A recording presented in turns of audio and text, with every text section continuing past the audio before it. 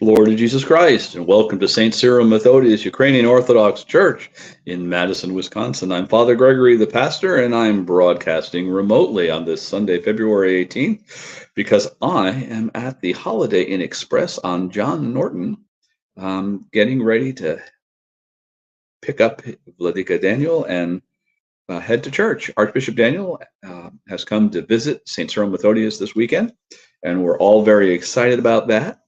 And but he got in very late last night, so the parish very kindly suggested that I stay at the Holiday Inn as well, so that I could get something that resembled sleep.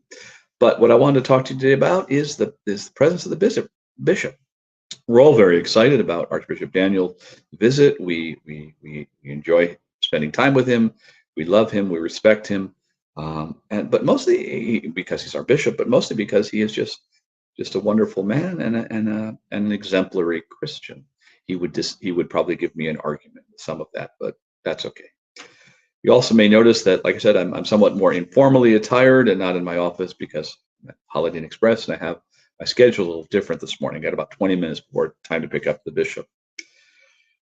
But one of the things that I think is often difficult for people to understand when they approach the Orthodox Church is this idea that we are a hierarchical church, and that this is not something that we see as just expedient or as just a good idea. We believe that this was something which was willed by God, that was established by Christ Jesus himself, that the church be a hierarchical structure, that it be ruled by the bishop in consultation with, or governed by the bishop, probably a better way, in consultation with the presbyters, the priests, and with the deacons responsible for the philanthropic work of the church.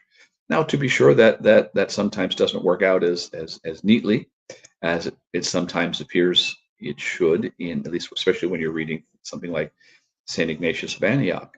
But in fact, the hierarchical structure of the church is very important. And in the life of the church, the bishop holds the place, as Ignatius says, of the Father. He, or the place of Christ, and he governs in the place of Christ, and not instead of Christ, but in the name of Christ. And while there are lots of different ways to think about the ministry of the bishop, one of the ways that I like to think about it is that the bishop is there as the guardian of the bonds of charity. In Jesus Christ, we are called to love one another, and what unites the church, what unites Christians, is our mutual love for each other.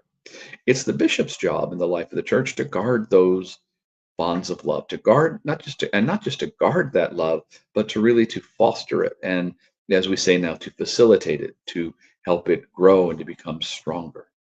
He does that in a number of ways, but fundamentally he does it by discerning and setting aside those men called to governance in the life of the church as deacons and priests.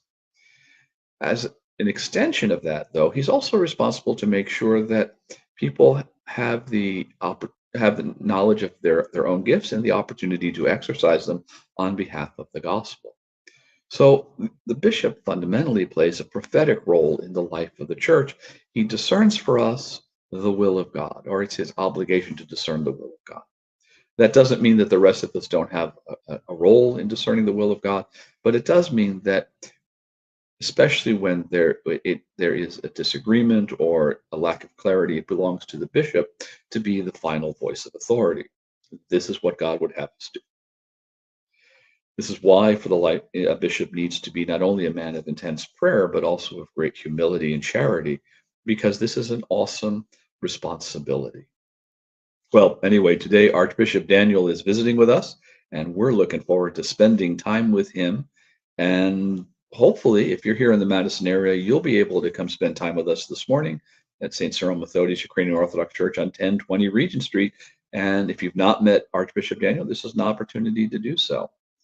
But if you're not in Madison, why don't you go to an Orthodox church where you are and see what we're about, see what this hierarchical church is up to these days.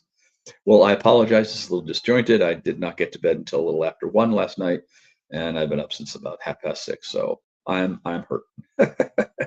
So God bless everyone. Have a very good Sunday, and look forward to talking to you again soon. Take care. God bless you.